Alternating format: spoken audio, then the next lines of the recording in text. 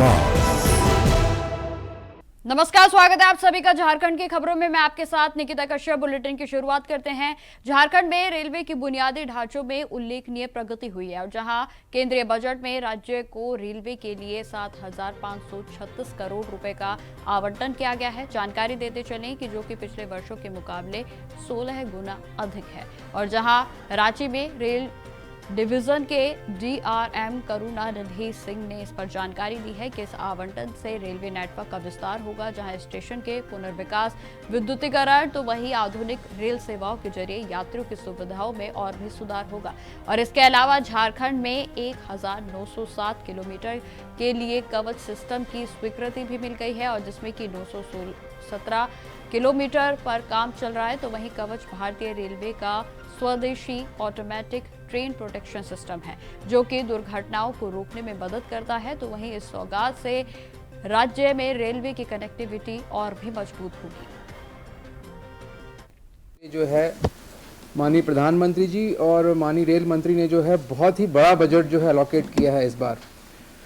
अगर आप देखें तो करीब करीब 7,536 करोड़ रुपए जो है सिर्फ झारखंड स्टेट को आवंटन किए गए हैं, जो कि एक बहुत बड़ा रकम है। इनफैक्ट अगर आप इसको 2009 और 14 के बीच में देखें तो करीब 457 करोड़ मिलते थे, उससे करीब करीब 16 गुना ज़्यादा हमको मिला है। तो इससे जो होगा और पूरे जो वर्क जो टोटल यहाँ पे सैंक्शनड हैं, जो ऑलरेडी काम चल रहे हैं, जिनका वर्क मैंने आपको बताया था ना पहले भी कि बहुत से काम सैंक्शन रहते हैं, वो चलते रहते हैं। तो झारखंड में करीब करीब जो है वो टोटल काम चल रहे हैं 63,470 करोड़, 63,470 करोड़ के वर्क जो है झारखंड में सैंक्शनड है। उसमें से इस वर्ष जो है हमको करीब करीब 7,536 करोड़ का आवंटन इस साल खर्च करने के लिए दिया गया है। ये बहुत ही महत्वपूर्ण चीज़ है। इसमें डेफिनेटली रांची, धनबाद और ये सब इलाके हैं, दो महत्वपूर्ण डिवीजन जो हैं दोनों आएंगे इसमें।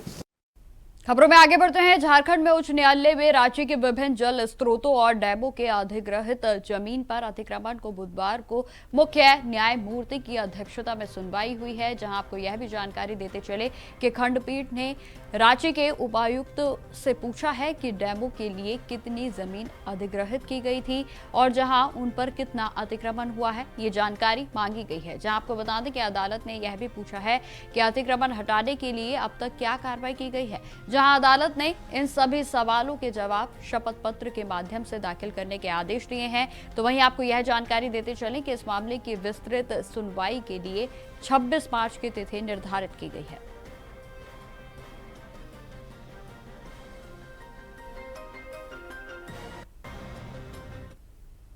खबरों में आगे बढ़ते हैं। पूर्व मंत्री बन्ना गुप्ता ने विधायक सरयू राय पर आरोप लगाए थे और जिसके बाद विधायक सरयू राय ने जुबानी हमला करते हुए कहा कि दूसरों को गलत ठहराने वाले पहले अपने गिरेबान में झांक कर देखें।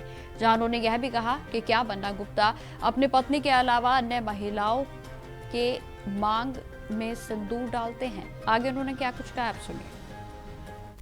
आरोप लगाया है तो साबित करने की कुवत उनमें नहीं है।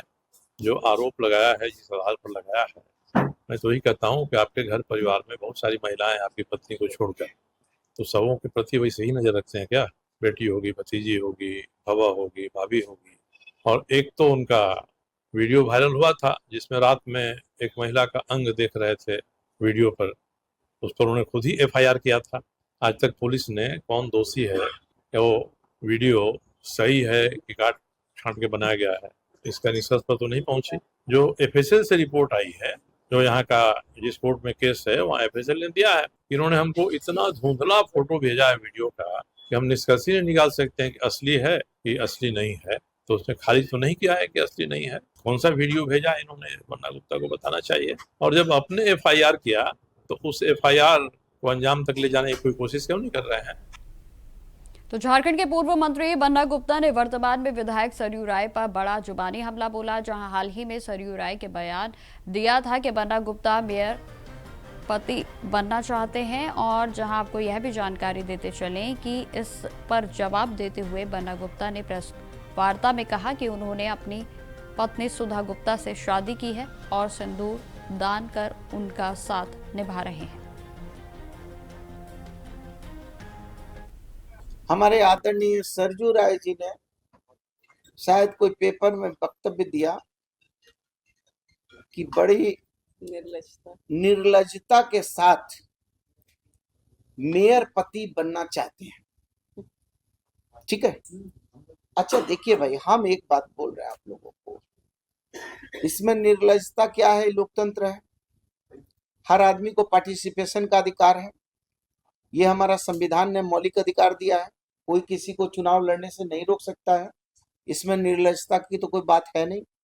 अब मेयर पति की बात है, यह तो मुखिया पति भी होता है, तो मेयर पत्नी होगी तो उसका तो हम पति होंगे ही होंगे, हम उसको तलाक देके तो नहीं निकालेंगे, क्योंकि हमने तो उसके मांग में सिंदूर डाला है, तो सिंदूर डाल के धर्म पत्नी बनाया है। लेकिन आप जो रामचर्या पूजा कर रहे हैं और बगल में जो मधु जी को बिठा रहे हैं और मधु जी के साथ आप पूजा करते हैं, आपके अंदर हिम्मत है कि आप एक चुटकी मांग में सिंदूर उनका भर के उनको सम्मान दे देते? झारखंड के जमशेदपुर में मांझी बाबाओं ने नगर निकाय चुनाव का कड़ा विरोध किया है और जहां उनका कहना है कि जब राज्य में पेशा कानून लागू हो चुका है तो नगर निकाय और पंचायत चुनाव असंवैधानिक है। जहां उन्होंने राज्यपाल से निवेदन किया है कि इस चुनाव प्रक्रिया पर अविलंब रोक लगाई जाए और जहां इस मुद्दे को लेकर शिकायत भी राज्यपाल को भेजी गई है। जानकारी देते चले कि मांझी बाबाओं का साफ तौर पर कहना है कि यह चुनाव आदिवासी अधिकारों का उल्लंघन कर रहा है और जहां उनका विरोध भी लगातार जारी रहेगा। हेमंत सोरेन जी, इनका ऐसा एक भूल है, ये जीवन में वो पहली बार ऐसा भूल करने जा रहा है कि शेड्यूल इलाका यानी कि संथाल परना और कुल्हान उनके हाथ से निकल जाएगा, यहाँ का डेमोग्राफी बदल जाएगा। जहां जहां पर नगर निगम का चुनाव होगा वहां का अपना एक अलग सिस्टम डेवलप होगा और वहां CNT SPT act Wilkinson rule लागू नहीं होगा, 5वीं अनुसूची वहां पर कमजोर होगा। इसलिए हम लोग यहाँ सरकार से मांगने आए हैं कि जो आप जो है, आपका विधानसभा को पावर ही नहीं है कि आप वो एक बना सकते हो। बिना विधान पार्लियामेंट का राज्य सरकार द्वारा वो झारखंड म्युनिसिपलिटी एक्ट 2011 लाया गया, जो कि उस पर बोलता है, संविधान बोलता है कि शेड्यूल इलाका में कोई भी चीज आपको अगर करना होगा तो आप अपने से नहीं कर सकते हैं जब तक कि वो पार्लियामेंट उसको तय नहीं करेगा। जैसा पेशा बना उसी तरह municipality extension to schedule area, ये जमशेदपुर, मानगो, जुगसलाई, आपका कपाली, आदितपुर, ये सब शेड्यूल इलाका है और शेड्यूल इलाका में कोई भी अमेंडमेंट अगर लाना है तो पार्लियामेंट लाएगी, कोई स्टेट गवर्नमेंट नहीं लाएगी। इसलिए ये जो लाया गया है, ये इस प्रकार से इसका राजनीतिक प्रभाव बहुत दूरगामी होगा और झारखंड आंदोलन और झारखंडियों के लिए कालग्रह साबित होगी। और नगर पालिका, नगर पंचायत जो झारखंड में अभी 5वीं क्षेत्रों पर जो हो रहा है चुनाव, ये असंवैधानिक है। ये संविधान का 243 जेड में साफ साफ लिखा है 2 अक्षर में कि यहाँ सिर्फ आदिवासी को 5वीं क्षेत्र में पेशा कानून पूर्ण से अभी लागू हो गया है और उसी के तहत पारंपरिक स्वशासन की व्यवस्था के तहत संचालन होना है। इसीलिए हम लोग नगर पंचायत, नगर निगम का चुनाव का विरोध कर रहे हैं और महामहिम से आग्रह करते हैं, राज्यपाल महोदय से आग्रह करते हैं कि इनको अविलंब रोक लगाए और निरस्त करें। खबरों में आगे बढ़ते हैं। मानगो में नगर निगम चुनाव में प्रत्याशी नीरज सिंह की पत्नी संध्या सिंह को 2 विधायकों और 3 राजनीतिक पार्टियों का समर्थन मिला है। जानकारी देते चले कि विधायक सरयू राय का कहना है कि बन्ना गुप्ता की पत्नी चुनाव हार जाएंगी क्योंकि उन्होंने खुद को ही चुनाव में हारने का निमंत्रण दिया है। तो वहीं आपको यह भी जानकारी देते चले कि विधायक पूर्णिमा दास ने संध्या सिंह को एनडीए का समर्थन मिलने की बात कही और जहां दावा भी किया गया है कि उनकी जीत तय है।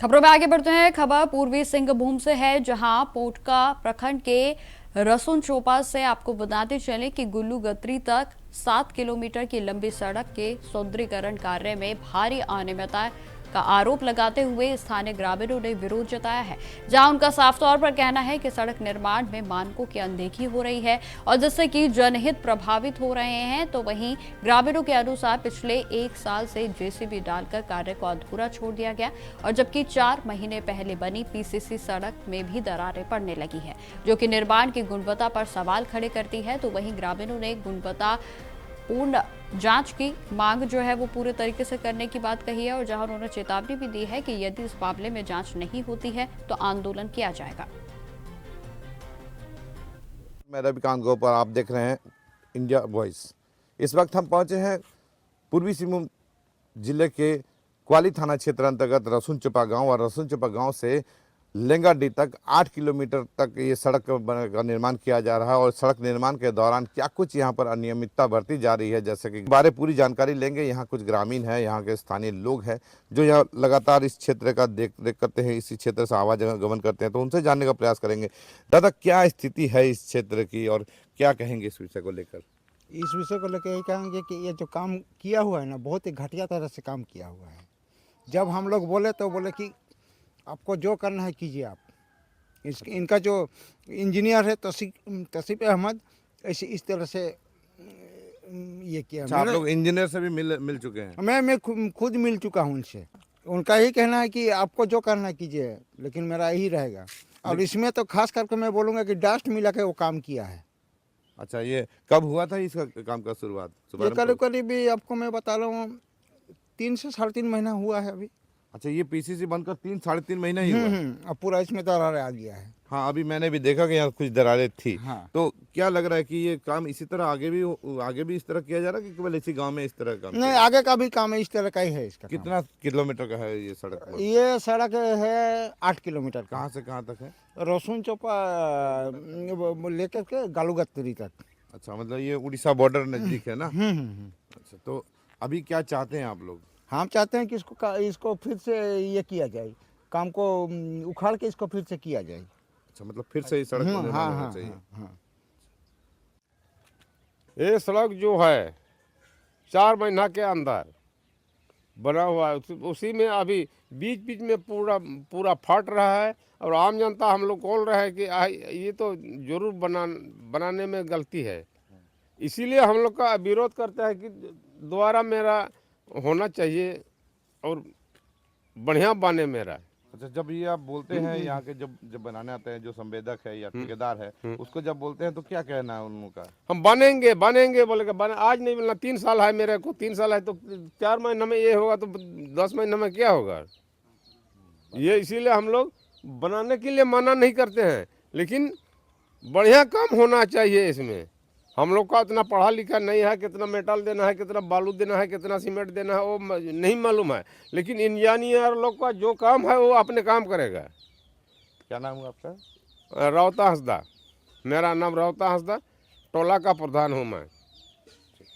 मेरा नाम है कांचन कुमार मंडल। कहाँ के रहने वाले हैं आप? मैं रसूनचपा के रहने वाला हूँ। चलिए, और में आपको क्या लग रहा है, कैसा हो रहा है काम? ये तो मेरे को लग रहा है ज़्यादा दिन नहीं टिकेगा, क्योंकि 3-3.5 महीना में इतना तक निकल गया, तब साल भर भी नहीं जाएगा। अगर साल भर जाएगा ना तो इतना ख़राब होगा कि यहाँ बारिश होने से ना जैसे कि तालाब जैसे बन जाएगा, मछली छोड़ने पे मछली भी बड़ा हो जाएगा, इसी तरह होगा। तो इसीलिए हम लोग भी बोल रहे कि ये रोड फिर से उखाड़ के अच्छा से तरीक़ा से बनाना होना चाहिए, नहीं तो हम लोग ऐसे में चलने भी नहीं सकेंगे, क्योंकि पत्थर निकल जा रहा है, पैदल कैसे चल पाएंगे हम लोग।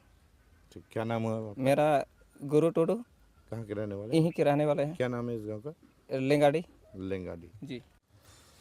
तो रसूनचपा से लेंगाडी तक 8 किलोमीटर की सड़क निर्माण किया जा रहा है, और उस सड़क निर्माण में जहाँ जहाँ पीसीसी पद बनाया गया है वो मुश्किल से 4 महीने हुए बनकर, और 4 महीने में ही दरारें आनी शुरू हो गई है, जिससे आज यहाँ की ग्रामीण जनता कहीं ना कहीं अपने आप को ठगा महसूस कर रही है और इसके विरोध भी कर रही है। लेकिन विरोध करेंगे भी तो किससे? इंजीनियर से, यहाँ के संवेदक से। लेकिन संवेदक और इंजीनियर को कहना है कि आप लोगों को जो करना है कर लीजिए, हम तो यूं ही इसी तरह सड़क बनाते रहेंगे। तो अब सवाल ये उठता है कि क्या प्रशासन, जिला प्रशासन, सरकार ऐसे संवेदकों को काम देती रहेगी जो केवल अपने फायदे के लिए यहाँ के ग्रामीणों का नुकसान करे, ग्रामीणों का जो है असुविधा करे? ये सड़क मार्ग अभी 4 महीने में ये स्थिति है, तो आने वाले समय में क्या स्थिति होगी ये आप खुद समझ सकते हैं। अब ऐसे में देखते हैं आने वाले समय में जिला प्रशासन इसको लेकर क्या कुछ कदम उठाती है, क्या ऐसे संबंधों पर कुछ कार्रवाई करती है, या फिर इसी तरह ही ये छोड़ दिया जाएगा। कैमरामैन चिंटू के साथ रविकांत गोप, इंडिया वॉइस, पोटका। तो खबरें लगातार जारी रहेंगी, फिलहाल रुकते छोटे से ब्रेक के लिए। तो ब्रेक के बाद एक बार फिर से स्वागत है आप सभी का। बढ़ते हैं खबरों की और। खबर साहिबगंज जिले से है, जहां राधानगर थाना क्षेत्र से एक बार फिर से दिल दहला देने वाली घटना सामने आई है। जहां आपको बताते चले कि भट्टा घोष टोला गांव में 2 गज की जमीन को लेकर विवाद हो गया और जहां एक शख्स की पीट कर हत्या कर दी गई। जानकारी के अनुसार मृतक के परिजनों के अनुसार आपको बताते चले कि मृतक अपने मकान में कुछ काम कर रहा था और इसी बीच गांव के कई लोगों ने उसे बेरहमी से पीटा, जहां लोगों ने युवक को पीट कर लहूलुहान कर दिया और जिसके बाद उसकी दर्दनाक मौत हो गई। तो वही घटना के बाद पुलिस टीम ने 4 अभियुक्तों को हिरासत में लेकर वारदात से जुड़ी एक कड़ी को जोड़कर घटना की तफ्तीश शुरू कर दी है। बताते चलें कि राधानगर थाना प्रभारी अमर मिंज ने इस पर जानकारी दी है कि यह घटना जमीनी विवाद से जुड़ी हुई थी। बच्चा था छोटा वाला, बारिश के मौसम था, शीत पड़ रहा है, तो हम लोग टीन चढ़ाए हैं इसमें, तो विपुल घोष आया, सपन घोष आया, पुन्ना घोष आया, सब कोई आया यहाँ पे, तो बोला कि क्यों चढ़ाए, उन लोग वीडियो बना रहा है, हम लोग वीडियो क्यों बना रहा है, किस लिए बना रहा है, बोल रहा फिर आग लगाए, फिर से आग लगा देंगे, तो हम लोग बोले क्यों आग ही लगा देंगे, तो हमारा देवर को खींच के पकड़ के ले जाके मारा, लाठी मार के वहाँ पे पटक दिया जाके और गाली। खबरों में आगे बढ़ते हैं। अब खबर जमशेदपुर से है, जहां ड्यूटी पर तैनात जवान पर कार से जानलेवा हमला करने के मामले में पुलिस को बड़ी सफलता हाथ लगी है। बताते चले कि 3 जनवरी को कदमा टोल ब्रिज ब्रिज के पास जो है जवान को कार से कुचलने की कोशिश की गई थी और जिससे कि वह गंभीर रूप से घायल हो गया था और जहां पुलिस ने इस मामले में 3 आरोपियों को गिरफ्तार कर लिया है। जानकारी देते चले कि तीनों जमशेदपुर के रहने वाले बताए जा रहे हैं और जहां पुलिस ने घटना में प्रयुक्त कार को भी जब्त कर लिया है, तो वहीं आरोपियों ने पूछताछ में अपराध को स्वीकार करते हुए जानकारी दी है कि पुलिस से नाराजगी के चलते उन्होंने यह हमला किया था और जहां मामले में एक अन्य आरोपी की गिरफ्तारी के लिए भी छापेमारी लगातार जारी है।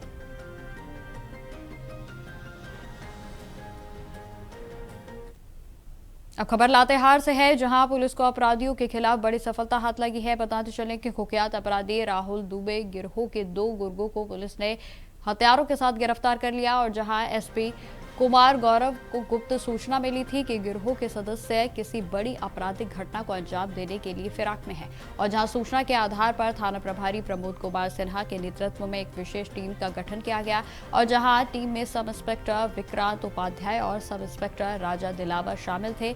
जानकारी यह भी है कि पुलिस ने तुवेंद गांव में छापेमारी कर दीपक उर्राव और अनिल उर्राव को धर दबोचा और इनके पास से 2 कैलिबर की देसी पिस्टल, एक अन्य देसी पिस्टल, तो वहीं 6 जिंदा कारतूस समेत एक मोटरसाइकिल को भी बरामद किया है।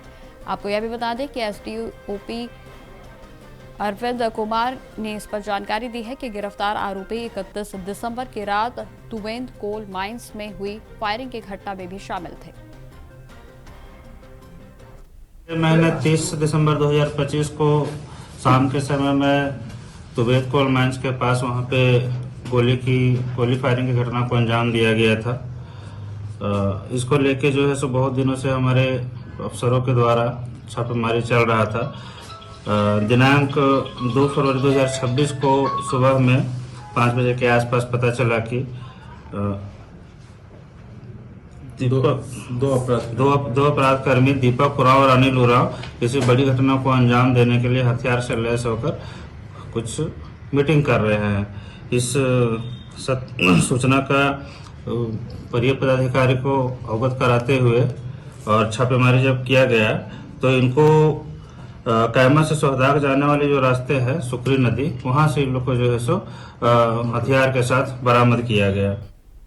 खबर जमशेदपुर से है, जहां साक्षी थाना क्षेत्र में 14 वर्षीय बच्चा 9 जनवरी से लापता था और जिसे पुलिस ने सुरक्षित बरामद कर लिया है। जानकारी देते चले कि 12 जनवरी को बालक के पिता ने साक्षी थाना क्षेत्र में गुमशुदगी की रिपोर्ट को दर्ज कराया था।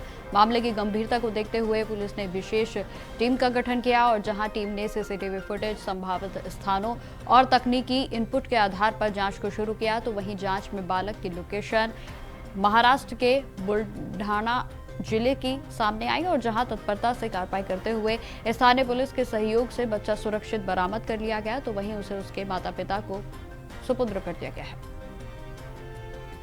एक बच्चा जो कि अनिल सिंह का है, उम्र 14 वर्ष, जो कि 9 जनवरी से वो मिसिंग था। आप लोग देखे भी होंगे, काफ़ी ज़्यादा न्यूज़ में था ये।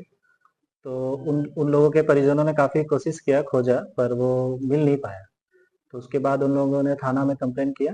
थाना में कंप्लेन होने के बाद भी थाना के द्वारा भी खोजा गया काफ़ी ज़्यादा, चारों तरफ, लेकिन वो फिर मिल नहीं पाया। फिर सीनियर सर के आदेश से एक SIT का गठन किया गया और SIT के द्वारा फिर क्या हुआ कि त्वरित कार्रवाई करते हुए विभिन्न जो CCTV फुटेज है, इंटर स्टेट कोऑर्डिनेशन और टेक्निकल इनपुट्स और ह्यूमन हिंट के द्वारा फिर वो बच्चा महाराष्ट्र का बुल्डाना डिस्ट्रिक्ट है वहाँ से बरामद किया गया।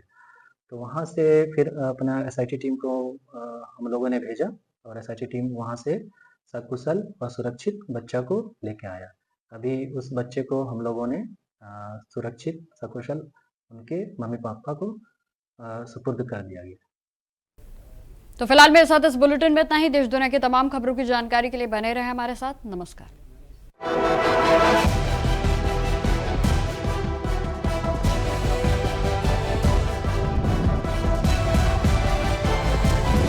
इंडिया बॉयज, आपकी सोच, आपकी आवाज।